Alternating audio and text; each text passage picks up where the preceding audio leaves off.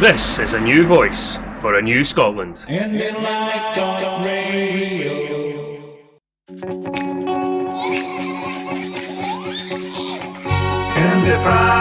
is IndyPram on Indy Live Radio. IndyPram is IndyPram on Indy Live Radio. Welcome to the latest IndyPram podcast, and with me today is Gil Paterson, the member of the Scottish Parliament for Clydebank and Milngavie. Hello to you, Gil. Hi, good afternoon. Very good afternoon to you, Gil. Right, Gil, I'd like to have your opinion on the current situation that we are in Scotland. First of all, what's your current thinking regarding Brexit? Brexit, well, I see Brexit very much as a car crash. And it's the industry I've been in almost my whole life, and I don't think I've witnessed the wreckage that we're about to see.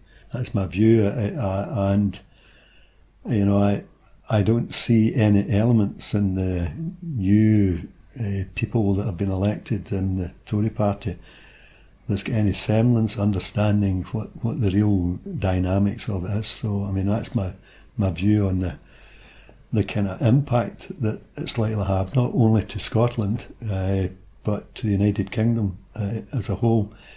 And I do think that Scotland will be independent fairly soon. And you know, I'm concerned in regards to if Brexit takes place, what that might do to England. It wouldn't be good for anyone, including us, to have our neighbour having this self-inflicted wound that they need to deal with. But as days and weeks and months go on, the fact that we would be independent, because I think that this is a defining moment in Scotland's history, and this will cause independence. I thought all my life would come, but this will be the thing that tips it over. And but as the days and weeks and months go, the separation from the disaster, because we're independent, and things will definitely happen. Things will heat up in Scotland in terms of world interest in us, people wanting to know about us. Lots and lots of people throughout the world don't know about us, I can assure you. One of my biggest disappointments is that when going abroad, that they didn't even know what the name Scotland was. Always been told that everybody loves us and knows us, blah, blah, blah, which I found to my horror that's not true. This will cause us to be known and be interested in, and things will change, and people, Scots and second, third, fourth generations will definitely be keen on us, and doors will open that you couldn't imagine. So Brexit, having said all that, Brexit because of our closest neighbour, and I think we should always be close and work with each other and help each other, won't be a good thing in the long run for them. What if Brexit doesn't occur? Well, I don't think it can help itself, because if you see the mood in England in particular, that and the expectation from people there and the promises made, I really think that if no Brexit occurs, I think there'll be major social problems. Unrest. And very much so, yeah. That's my view. Yeah. Have you ever seen Westminster in a state of chaos like this before, though? No, and I couldn't imagine that. As many times throughout my political career, I have witnessed things that happen from time to time, and you kind of say, how did they get away with that without the public reacting to it? And it's normally because it's the Westminster or the system in London. They're brilliant at covering up. I mean, all you need to do is look at the collapse of the financial sector caused by and large, with the big financial institutions, and in this country, what's happened, zilch, nothing. And they're able to massage things and hide things. Brexit is such a big issue that they've been able to not mask what they've been doing, how they've been doing it. There's no camouflage, for no hiding place. And for the first time it's normally what happens, that something happens to you personally that's been, and a decision made by a politician in London has directly affected you. For instance, if you worked at Gartcosh and you were in the steelworks and a decision down there, that changed some people's mind in regards to where Scotland should be, no question about that. People that worked at Ravenscraig, the shop stewards that ran that campaign all supported yes the last time round. They didn't at the time, so what decisions there couldn't be covered up for them individually. But for the rest of the country, it was effectively covered up. They can't cover it up. This is such a big thing. They can't cover it up, and it's showing how incompetent they can be. In my time, Suez, and you're too young to remember that, Ray, where they made an absolute cock-up with the Egyptians and Suez, and everybody, the whole world turned their back on them, and that cock-up was there and exposed. And that's the only one that I can remember this time. It's ball-to-ball cock-up. Yeah. What's your thoughts on Boris Johnson? Well, I think he's a clever man, actually, to be quite honest. When you see Lorne and Hardy, for instance, comedy act, one is always portrayed as an intellectual and the other one is a dummy. And here we've got in the one man, a dummy and an intellectual at the same time.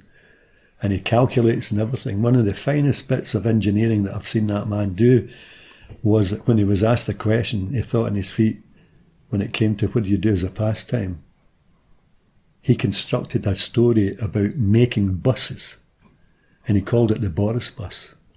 So young people looking at, let's see about the Boris bus, and of course the Boris bus that they're talking about is the one that made a promise to everyone about how much money they would save and how much money would benefit the National Health Service. But if you go in now, the Boris bus is the ones that he makes out of boxes. Yep. That's clever. So I would say don't underestimate the man who is both a sheep and a fox in the one suit. Yeah. There's a lot of talk about potential of a snap general election.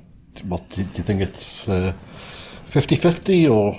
I think it's higher than that. In fact, because of the situation that Brexit has shaped, and if you look at the numbers in Westminster, I think there's an impasse there, and I think the only way for Westminster to or the Tories to move things forward is to seek to increase their support at Westminster, so they can get on with it. And I think getting on with it will be Brexit. So my kind of feeling about this is they'll push like mad, continually talking about they'll walk away with a no deal. They'll take it up to the top of the hill and then say, well, this is not moving, and give somebody else the blame. They'll have an election looking for and if you look how the Tories are playing it, they're trying to knock out the Brexiteers who had switched and knock them out from the Brexit parties and bring them home to the Tories, to the real Brexit party, and they'll go to the country based on that with promises.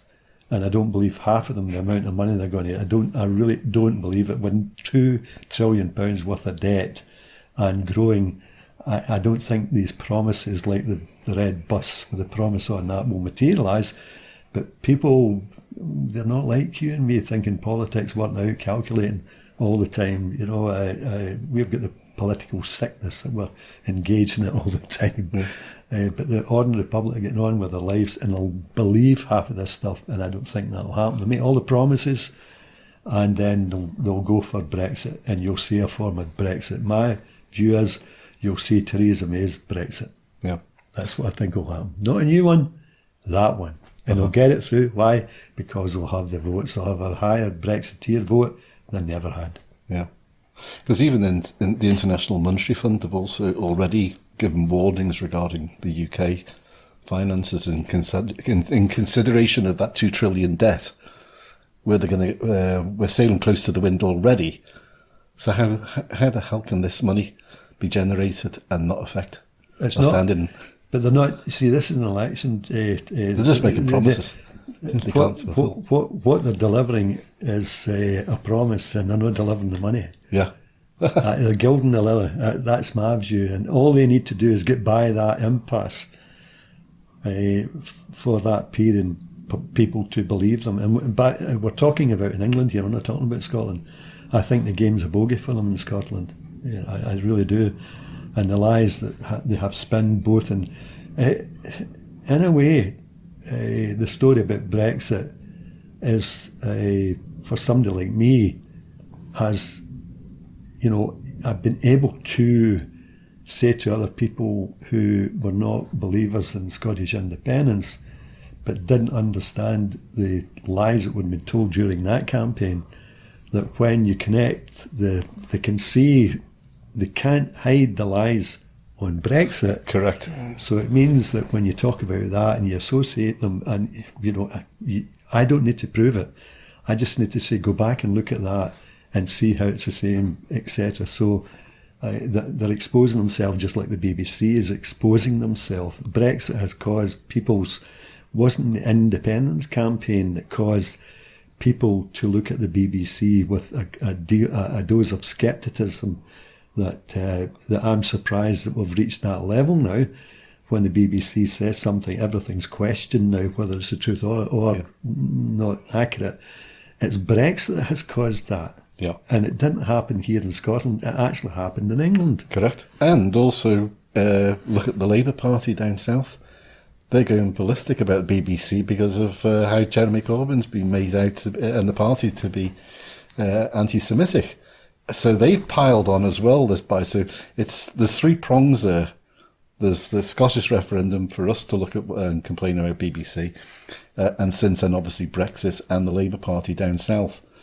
So people are now becoming far more aware, because I was going to talk about Tory TV and radio in a moment, or later on. But but you make a good point, and I wouldn't just say that it's Corbyn where they've been caught out. That the way they have handled things, and I think it's a misnomer to say that they're the Tory BBC. I think actually the way they've designed things, they're the Brexit BBC, and it just so happens that the Tory side of it, and this is UK wide, I'm not talking here in Scotland, because they have the way they've handled Scotland. I think they would get the highest award in the world for Banana Republic treatment of, if you like, if I use the word, with inverted commas, the indigenous population, and the way they've been treating them. It's like some colony, the way they do it, and they have shown them up. But that again, and I hate to say this, I would love it to be the case that the BBC exposed themselves because of the referendum campaign, in the Scottish referendum campaign. They've exposed themselves because of Brexit. The deal is so big, like I said earlier on, it's so big they can't hide it.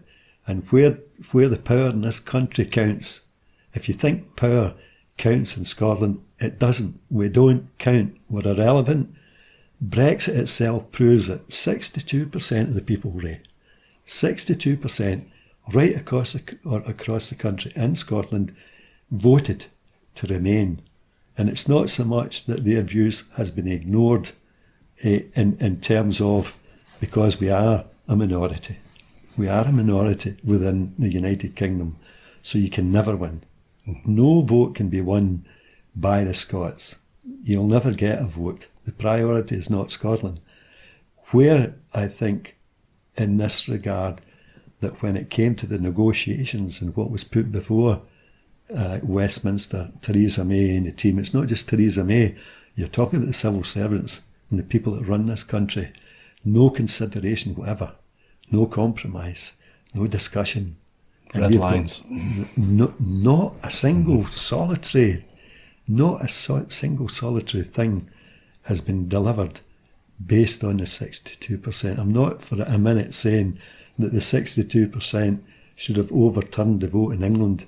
In the setup that we're in, that can't happen. but consideration in something so monumentally important to both the United Kingdom and particularly to Scotland, some consideration. And they didn't. But Brexit has proved, I joined the SNP based on my process of joining the SNP, and my reason for joining was I realised that Scotland was powerless, we could never win. And Brexit proves it. Even if you're a strong supporter of Brexit in Scotland, and there are people like that, make no mistake, but this time they win. The minority in Scotland win. But something will happen to those individuals, as it happened to me, and it would probably happen to you, and it happens to others, that change their mind about the United Kingdom and supporting independence. Something next week, next month, or next year will happen, and it'll be something that affects them, and it'll affect them because it's something they don't want, and they can't go to a Scottish politician to stop it, because people in England will vote for it. Why? There's only 59 MPs in Scotland. 59. And if we consistently get 59 MPs, every single election makes no difference between 59 and 5. No difference, because there are 650. And the 650 is where the power lies. So if we take 59 away for the 650, that's what counts. Yeah. It's arithmetic. Well, and so Brexit, 62% of Scotland, almost the whole of Scotland, it's unheard of. We're a country, and yet we lose everything. And 52% becomes more. Why? It's not people that counts. It was the votes, the power in Westminster. And that means no matter what happens, every single vote is a union vote. Yeah. And we never win.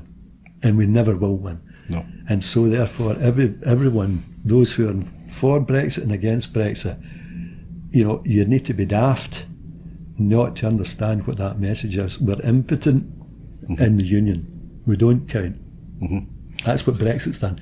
And this might sound strange, it's a great thing. It's a great thing because it's an argument that proves that I was right many years ago. That we don't count.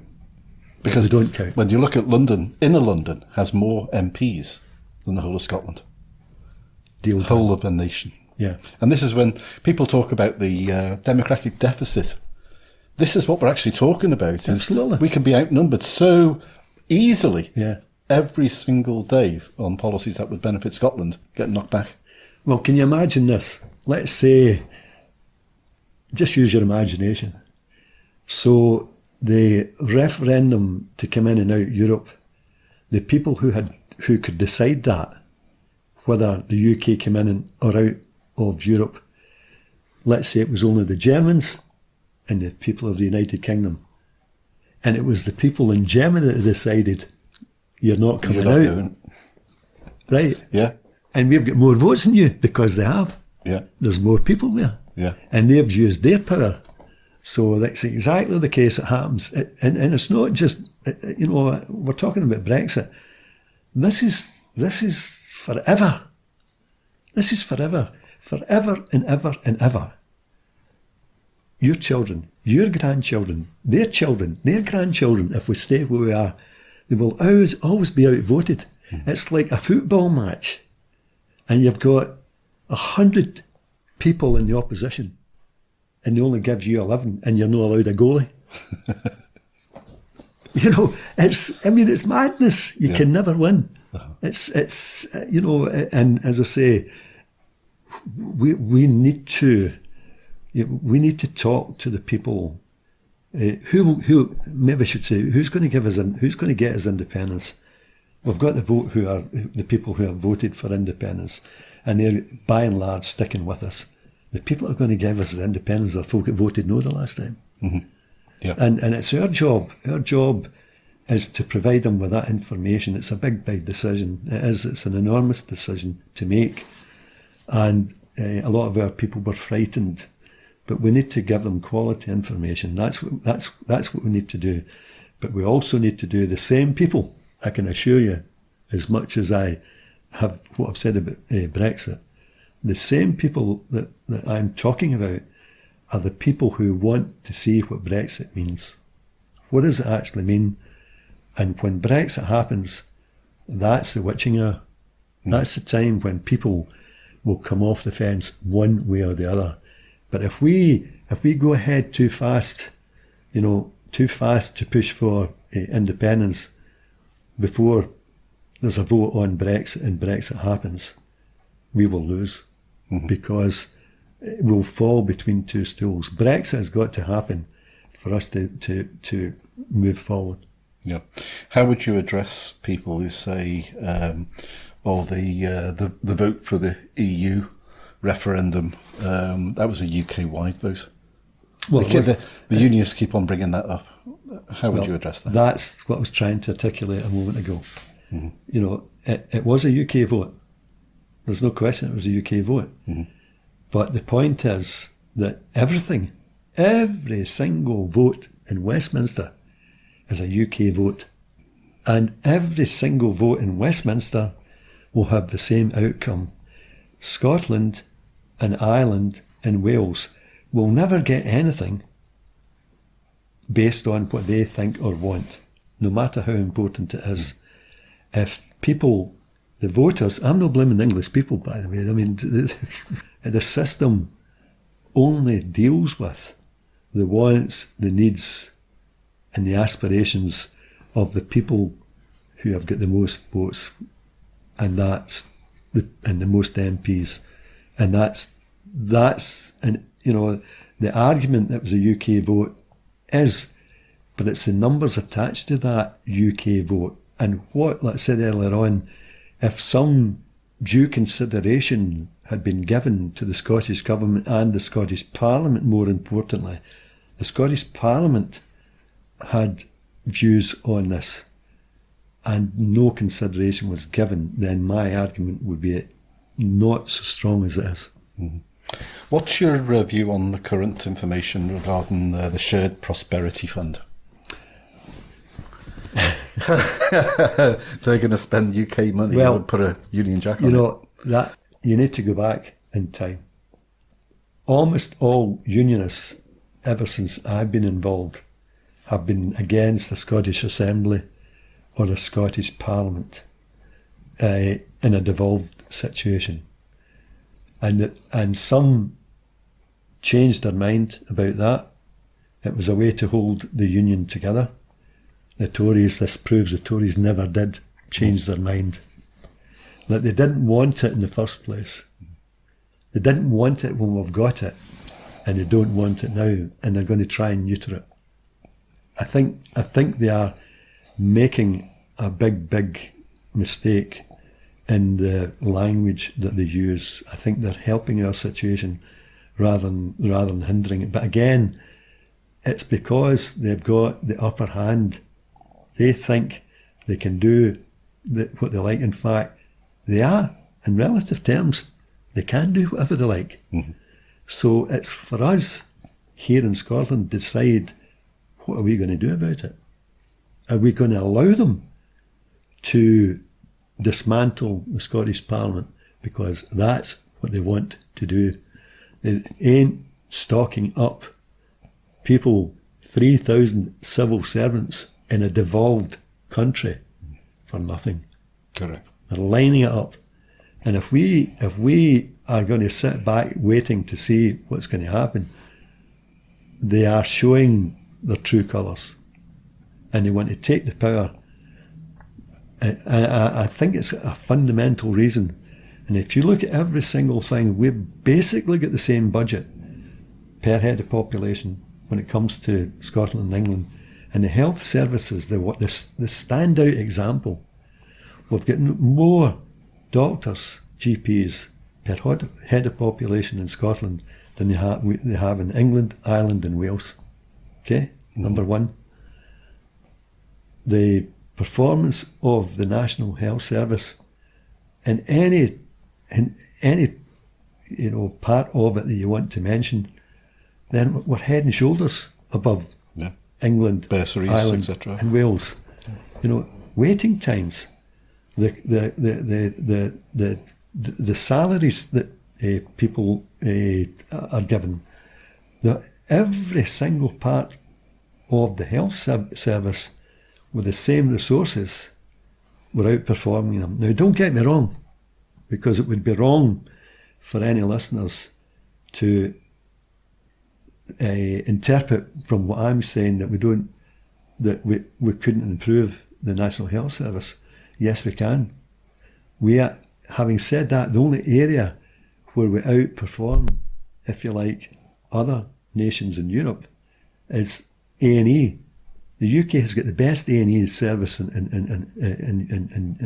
Europe. Mm-hmm. Scotland's got the best one in the United Kingdom, but a lot of other areas, like waiting times and things such as that, we're outperformed. Yeah. Even in Scotland. And the reason for that is it's quite simple. It's a simple reason. The other countries spend double the amount of money on their health service that we do. Yeah. So they fund it properly. The fact that we're constrained, the budget for the health service in Scotland is based on the amount of money, resources that go in to the English one. That's the model, and there's no way around that. So we're constrained because we can't all of a sudden say if I know that, the Scottish Government knows that other health services are not the UK ones, but other ones further afield, because they're putting a lot more money in. But we have no way to actually match them. It can't happen. Mm-hmm. The only way that we can match that is if we're independent, and we can. So, but, and if you look at the police, for instance, they're going to copy us. They're going to have to amalgamate the police force.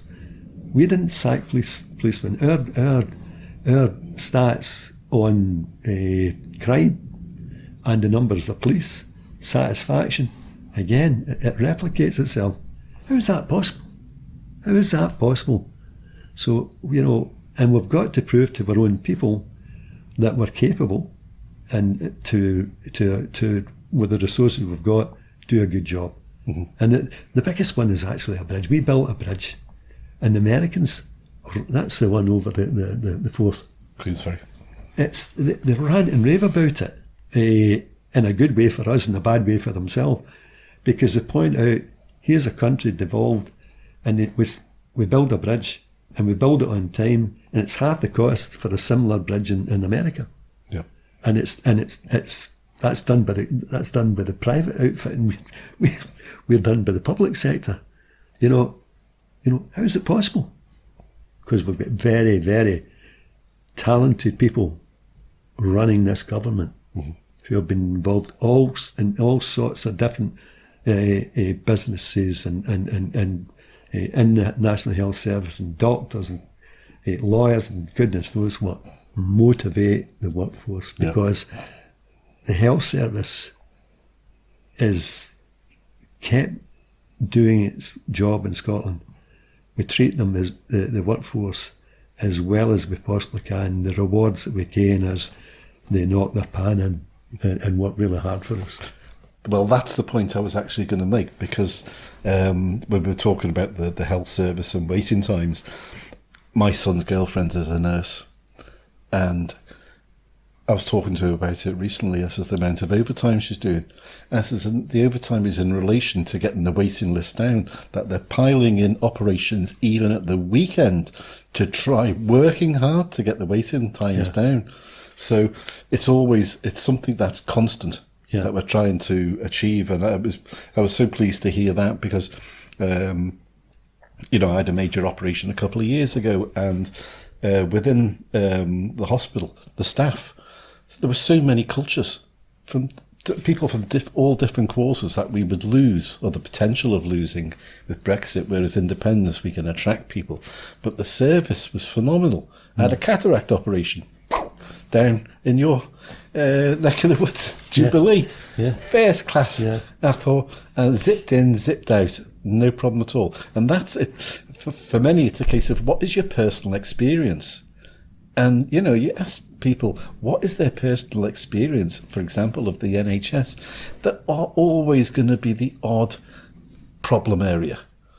But the majority is so favourable. It's simple. If we were funding it like Scandinavian countries, Germany, Lithuania, Estonia, we could have a lot more of these fine doctors, nurses, and the support staff. Don't forget the support staff in Vital. hospitals. It doesn't function if they're not there. So so just imagine if we were funding it properly, with that dedication and the way that they work.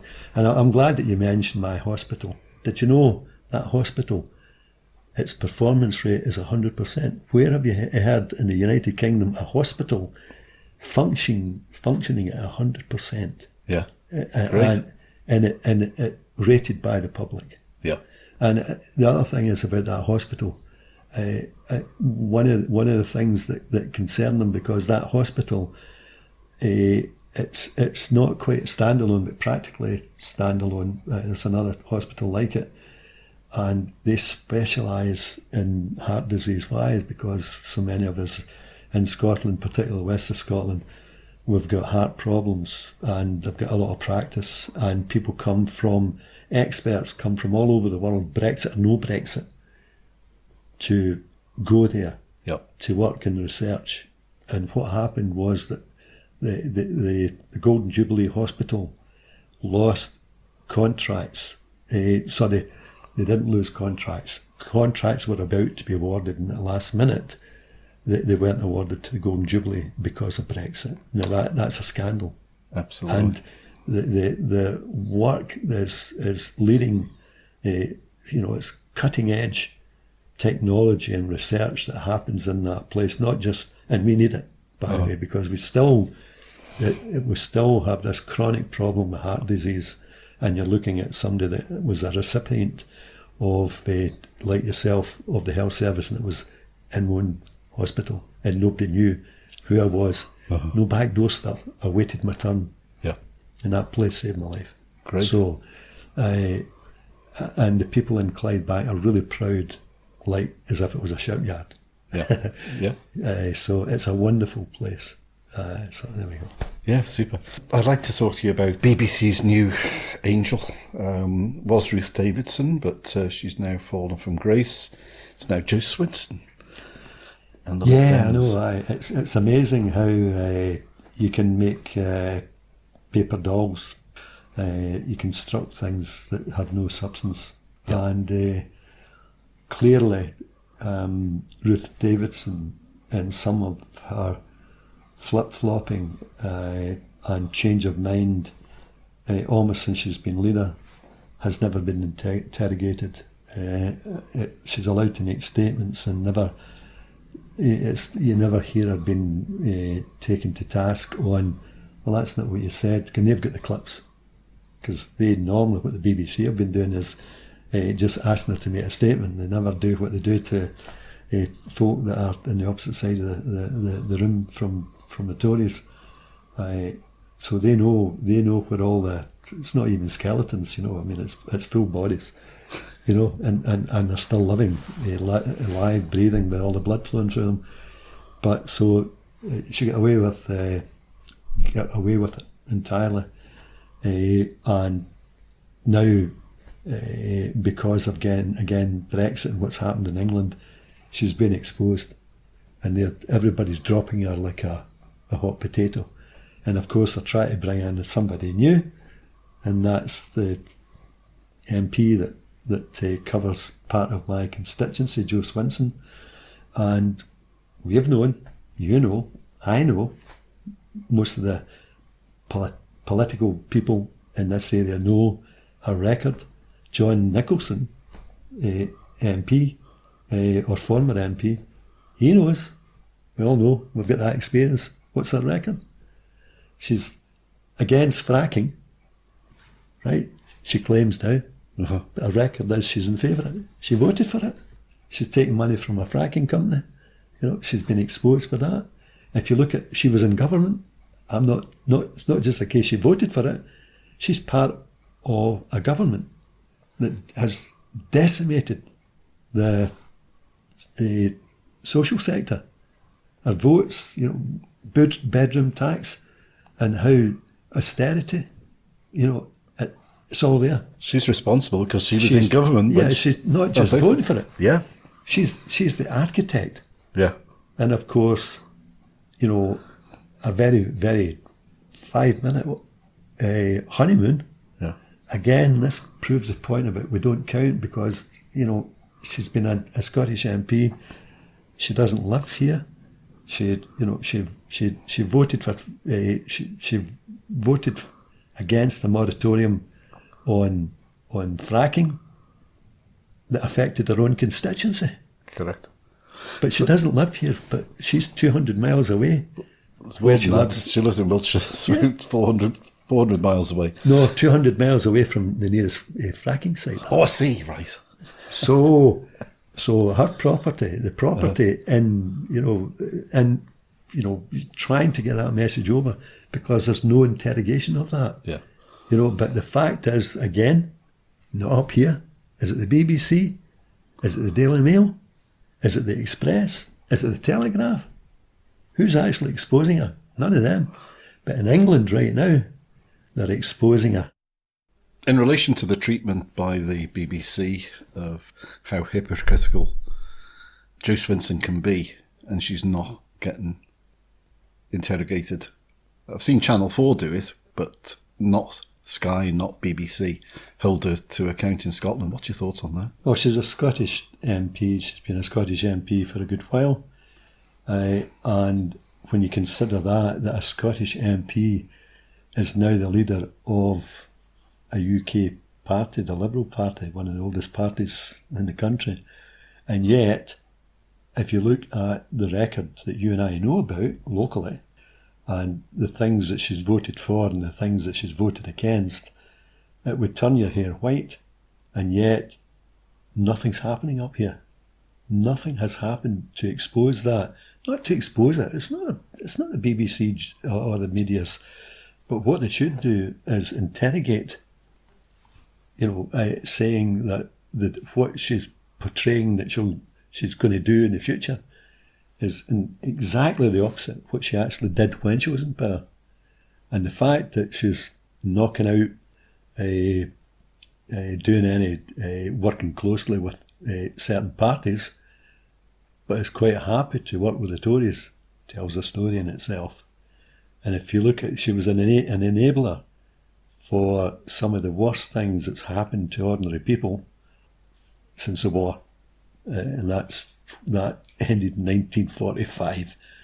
It's the things that were decimated. The austerity agenda was created while she was in the government that whole period. She was voting for it, and people in Scotland to this very day are suffering because of decisions that she voted for. And the problem is, it's a fact. You just go out there, folk don't realise that what the Liberals did in Scotland. You can hear Willie Rennie pontificating, on a weekly basis about this, that and the next thing. And everything he talks about needs money. And of course, it was the Liberals, and Swinson was right at the heart of it. Vince Cable right at the heart of it. Liberals right at the heart of government, putting that in place. I mean, the biggest one that we do know about in Scotland is the fact that, and it was nothing to do with Scotland because we had the power on tuition fees, and you'll remember that they said that when they get into government, then they will abolish tuition fees, and within a millisecond, so that they could be very important people in London. They gave that up. They just chucked that out the window. But so that was bad in itself. But all the things that they put in place and decimating the budget was another thing they could do. Like other countries were in trouble with the financial problems that were created with the world collapse of the financial sector. They took a bit longer to pay their debt. And this idea, the only way you can do it, look at Ireland. They suffered badly, but they took a different route to sort the problem out. And we've not sorted our problem out yet. Ireland has. A country like Ireland has managed to do it, and we're still in this austerity period.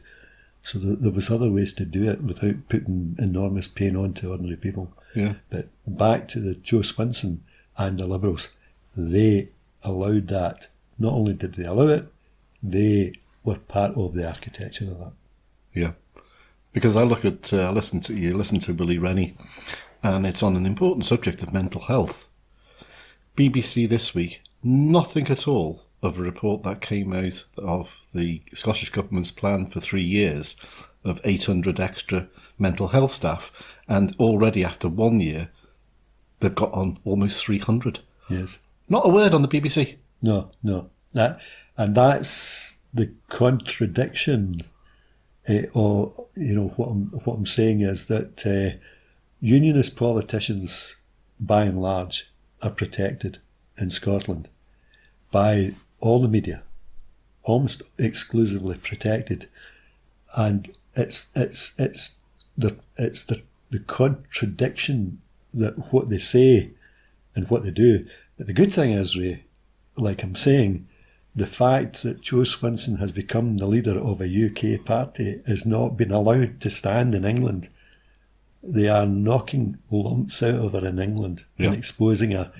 And I can assure you this, as sure as Christmas will come on the 25th of December, that will happen. Then they'll drop her like a hot potato, just like they dropped Ruth Davidson, because the argument that's been put to the people in England is not sustainable for the people up there, for the BBC, particularly up here, not to get caught out with a protection racket that they've got with unionist politicians. Well, I personally feel that Joe Swinson won't even stand if there was a general election snap or what. She won't stand in Eastern Bartonshire again. Well, I personally feel that she would be, because of evil English votes for English laws. I think you're right that there's the prospect that she'll, if you work out, again, will the people in England who have no clue about evil, they don't understand that Scottish politicians don't participate at a UK level on matters affecting England. They don't know about that. Because it's Scottish and it really doesn't matter, and nobody articulates the argument and nobody exposes that. But I'll tell you what, there will be some votes coming in the next Parliament if she gets elected again, and there will be things that are really, really important to the English people, and they'll not understand how come she didn't vote. It's not that she'll be abstaining, because she can't abstain. Yep. She just can't vote, and that the chickens will come home to roost. Yeah. And they'll put the pressure on, just like the media in England are putting the pressure on the Liberals right now, based on her voting record. The fact that she's unable to vote, people will not understand that. And that they probably wouldn't even articulate the argument, well, she's a Scottish MP, so she can't vote. They'll just not tolerate it. So that means the Liberals will be considering right now that, what do? We need to get her down here in an English seat so that the leader of the party in the UK can vote on all these things. Yeah. Right, on a subject which I'm sure listeners will be very interested in your thoughts. Angus Brendan McNeill and Chris McKelney came up with a point for discussion at conference, which was knocked back, referred to as Plan B, in relation to using a manifesto for a general election to call for independence. What's your thoughts, please? Well, first of all, if I take that one head on, if I say to you, there can't be, when it comes to independence and self-determination, there can be no Plan B. You can't have two Bannockburns. It's as simple as that. There's only one plan, and that's Plan A. And the United Nations Charter clearly states that if a majority of our people want to be independent, they're providing they legitimately show it, and that can be verified, they will get their independence. That's how it works. Now, I think it's well-meaning what's been suggested, but I think it's ill-advised, and it's ill-advised for a couple of reasons. And the main one is we already have a mandate, and that mandate is given in an election in Scotland, not in the UK, given to the people in the Scottish Parliament, and there's two parties involved in that decision by majority in the Scottish Parliament, the Greens and the SNP. The government has stated that an independence referendum will take place based on that mandate. Why would you want to go and seek another mandate in a Westminster Parliament?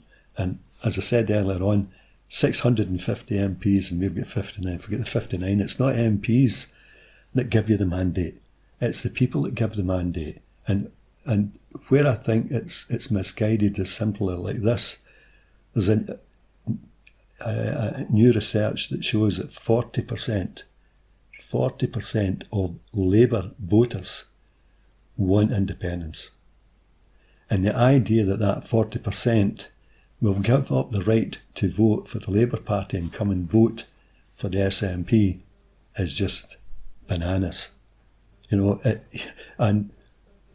got people who vote Tory and people who vote Liberal who want independence, but they will not, under any circumstance, vote SNP.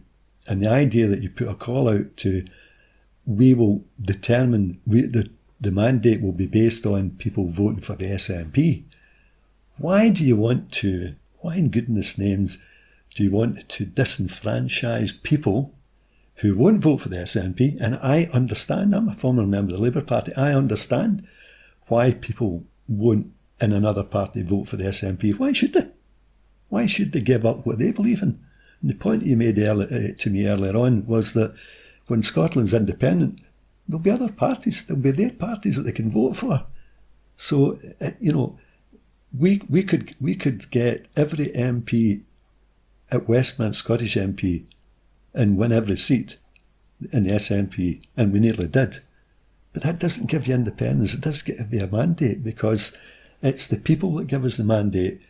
That's phase one. Fine, we've got phase one, we've got it, the mandate. Phase two is the people. We need to be clever, and I don't mean clever in a smart way. I don't mean that to be to cheat and things like that. No. We need to empower people to inform them. We need to show them the proof, give them the evidence. Knock down the lies that spouted. I say great stuff in the National yesterday, laying out the myths about independence. More of that to wee blue books to explain what independence is about, the good, bad, and the indifferent about to achieve that, the obstacles along the way to overcome it. So we need to engage with people and not focus in on going to Westminster and looking for another mandate. I think it's divisive. It's an argument that we don't need. But for those reasons that I want to understand that people have got reservations, and I want to spend my energy and my time to bring them on board and not disenfranchise them from the parties who they would like to vote for after independence. They're entitled to vote for their own parties. So don't say to people, in my view, you need to vote for SNP in an election for independence. No, you need to vote for independence for a mandate, not for a party. Thanks, Gil. That's a very interesting angle that I hadn't thought about. In relation to preparations, how confident are you in the progress that's being made in readiness for independence? That puts someone who's still to be convinced at ease. I understand, obviously, Nicola has announced that there's going to be a report after this summer regarding the economy, to satisfy the concerns on the economy. Obviously, we've had the Growth Commission and had discussions regarding currency, but still, I was watching the programme the other day on Common Space, and they were interviewing people in East Renfrewshire, and the number of the people that they interviewed on the street were still totally unaware of the currency issue concerns and concerns about pensions. So how do you feel regarding the current state of readiness to inform? Well, I think I said very early on in this conversation with you, Ray, that we need to be very, very careful in how we articulate that. And there is a time to bring that into the public domain. And when we do it, we need to be very careful about it, because I really feel that if we conflate Brexit with independence, it would give the impression, because you can see the determination and the work that's been done on Brexit because of what I've already said, that the damage that could happen even if Scotland was independent with Brexit. And so we need to, and I did say in my view that Brexit will happen. So the type of Brexit that should happen should be the softest possible one, with less damage done to both the Scottish economy and the English economy or the UK economy. So, so when it comes to when we talk about these issues, I think you're right. I know we are making all the preparations, and these key points that you're making are the points that I'm saying that we need to engage with individuals. My view is that the way to do that is not per se to ram it down people's throats. I found that I get more reaction in a positive sense to the message when I point to where someone can get that information, and in a basis that's qualitative and quantitative. In other words, I found a wee book of immense value into highlighting something, giving detail, and where it could be quantified and authenticized. So I think, it's a combination of more engagement, particularly with the grassroots. I find I was, what I said about other parties, my happiest time in the last campaign was when I went into the Yes hub in Clydebank. And, I know there was a good few SNP people there and good friends of mine, but the bulk of them were just ordinary people. And the enthusiasm and the work rate and the just the sheer energy that was coming from that is where we should spend time, not parties, but with people, and find ways to like the National, the newspaper work on yesterday was immense.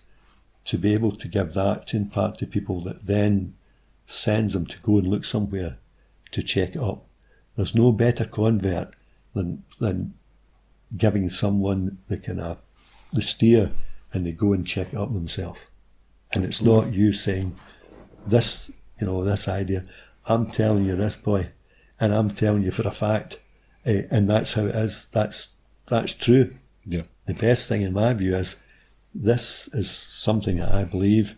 This is where the information is. It's convinced me. Go and have a look at it and prove yourself. Yeah, because I did an actual screen grab of those points, which was Spain will say no to us joining the EU, and I forgot what the other one was. But I took a screen grab. for just that source. Currency also. Yeah. Yeah. Oh, I would have to we'd have to join the euro. And that you couldn't use a pound and stuff like that. It's all classic stuff. The classic stuff to knock on the head. Yeah. You mentioned about grassroots. There's around about 120,000 members of the SNP. On the yes side, you're probably talking close to 2 million. Nicola has said that she's going to work closely with the grassroots. And yet, when you look in the grassroots, there's so many different fractions that we're all calling for the same thing, as if we've all got to work together. So whether it's Scottish independence conventions, Scottish independence groups, yes groups, etc. Yeah. How do you feel? Well, I mean, she can do more to get. Well, I think connected? I think the leader of any party that's at the nitty gritty of running the country has got to be very, very careful. It's, I don't want, to be quite frank with you, my boss being in charge or giving the impression, because I don't think Nicola Sturgeon is too clever a woman. I don't think she would ever try to be in charge of the yes movement. But she's got to be careful that she doesn't give the impression. The yes movement, I said earlier on, I witnessed it myself in a hub, and the SNP, I can assure you, in Clydebank, we're not in charge of the yes campaign. Correct. But I'll tell you something, they worked very, very closely, and nor did they try and dominate. Everybody was giving their head. The strength of the campaign, in my view, is that it is the people. It is so widespread with I know this might sound strange. One of the best things that I found when I turned up at a campaign in Clydebank was that there was about 4 or 5 folk for the Labour Party, out in the street with me. You know what I mean? You might think, well, I'm an SNP guy, so I mean, it's, it's but no. I want independence. Yeah. And here they were. Even in my group, we've got SNP, we've got Labour, we've got Lib Dems and ex-Lib Dems, and we've even got Tory. Yeah, and we've got people who are not members of any party. Why not? Because that's a cross-section. Yeah. If it was only SNP people, it's no cross-section of the Scottish society. So we want our joiners, we want our lawyers, and we want our people that are normally housebound, and we want ordinary people, and ordinary people can be a lawyer in a political sense, and there can be a joiner, because no political, that's the ordinary folk. So we need that. But the SNP need to be extremely careful. I do like when people, I like the marches. Yep. The marches, for me, some people think that folks should be chatting doors all the time. Well, that is one hell of a knock of a door. It's a massive knock of the door. When you turn up to a community, and people and in the community, they're there to see the strength and the broadness of it, and see their friends out in front of them declaring, this is the best thing for our country. You might have a different view, but we're here to, that's a big knock at the door. It's one day out of the life of you and I, for instance. It's a big happening for them. It's an eye-opener for them. So I'm in favour of that. And the more there are for me, the better they are, as long as they're in different communities. Yep. So it's, again, we need to be careful not to overtake it. But what I was about to say was, when there's a guest speaker from the SNP or from the Greens or from any other party that wants to be there, then as long as it's not organised on the basis of the SNP are organised. We've got a conference and it's the SNP that turn up to it. Yep. That's fine. Yep. Right, you need to join up, be a member, pay your money. The yes group are for everybody, including me, that's a member of a party. Yep. So keep it grassroots, keep it vibrant, keep it multifunctional, and pensioners for independence, business for independence, golfers for independence if we can. We know you're you're in England, English Scots, yes. English Scots for, yes. for independence. So I don't want to come and take you over. Yeah. I'll help you as much as I can, but I don't want to take you over. That's my philosophy. Right. You mentioned pensioners for independence. I'd like to finish on one point, Gil.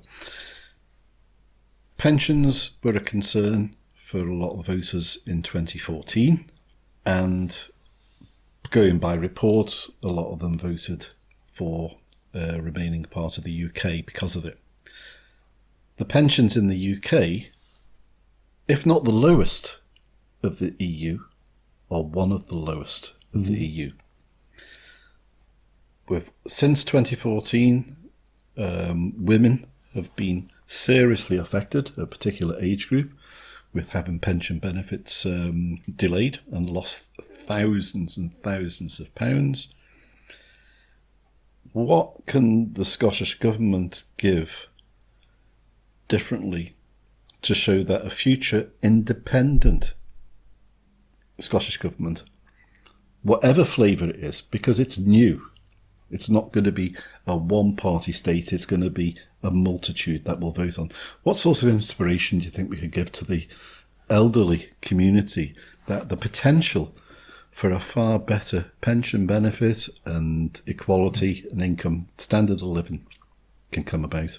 This is where you might think this is a contradiction in terms, because I made my views known about that a grassroots party should be the grassroots and not dominated by politicians or a political party of any kind. However, I think that the present political parties have got to prepare, if you like, an independence, almost a manifesto for independence, and we have got to be able to demonstrate the people who are, the young and the old are always the most vulnerable in change.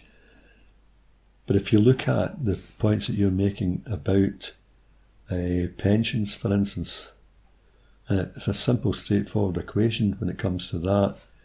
That if you look at Ireland, for instance, and the pension that people in Ireland enjoy, and no disrespect to Ireland, because they function extremely well, far better than the United Kingdom does, by a country mile. But no disrespect, and I don't want to be sounding demeaning, but if you look at the resource that Scotland is, and what we have got going for us, I can't believe for a millisecond that we can't at least give a commitment in advance of any referendum, a cast iron guarantee. I don't want to hear a triple lock. What does a triple lock mean? A triple lock means to me, a lock is actually to keep something out. I don't want to hear triple locks. I want a cast iron guarantee and a simple statement that says, in the event of independence, pensioners in Scotland will get X factor. And that X factor for me is either the same as, that's my bottom line, as a pensioner in Ireland, or even more. So Cast iron guarantee, number one. And I do that not on the basis of that it can't be achieved, or because Ireland had its troubles, when the economic, the financial sector melted, but they still looked after their people and their pensions. And then the other thing is that it's quite practical and possible. If you look at the present time when it comes to WASPy women, and my wife is one of them, but I don't say it with a vested interest. But if you look at WASPy women, it's just a fact that people in Scotland die earlier than they do in England. substantial difference. So what's actually happening is, if people are living longer in England, that means there will be more people enjoying a pension longer than they are in Scotland. So in other words, the pensioners in Scotland who are less well, if you like, because they die earlier, are bankrolling. Yeah. So I think it's possible to look at these numbers. I haven't looked at them, but I just instruct, Well, it's 29% of average earnings is the pension in the UK, whereas in Ireland, 42% of average earnings. I don't mean that, though. Oh, sorry. I'm talking about exclusively, if we just take WASPy women, Oh, right. not pensions as a whole. Uh-huh. We should be able to just we do the numbers without impacting on the take. Mm-hmm. We should be able to increase it back to what it was. Yeah. So, and as our people, I think we need to be realistic. Our goal is to lift the life expectancy of our people to the average in Europe. We're doing a good job. That means that how will that happen? Lift the people out of poverty. Everything that happens, health inequalities, poverty, the attainment gap, they all sleep in one bed.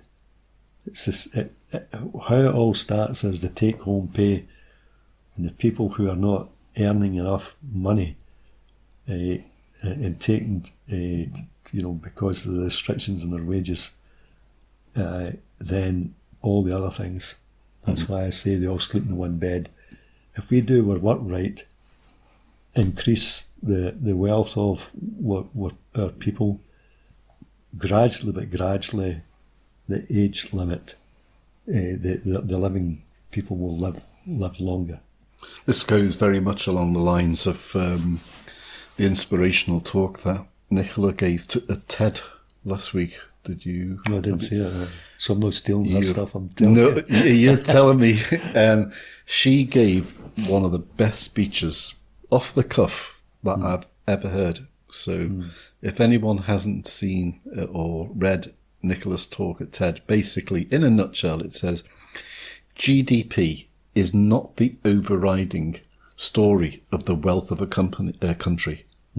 It's the wealth and the health and the happiness of that population.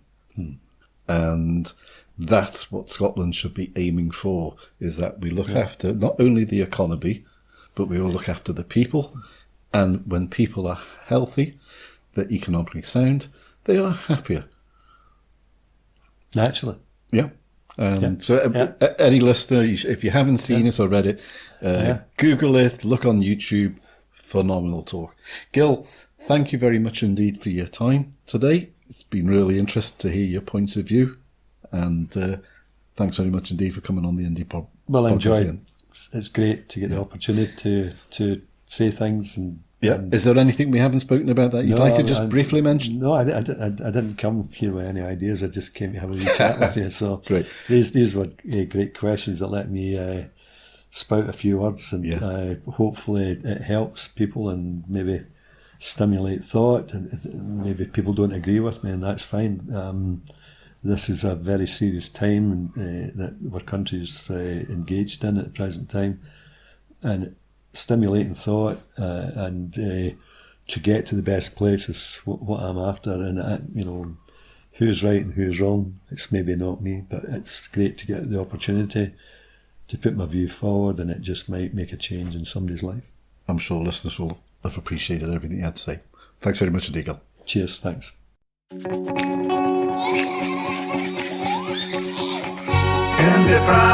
yes, IndyPram, on Indy Live Radio. IndyPram, yes, IndyPram, on Indy Live Radio.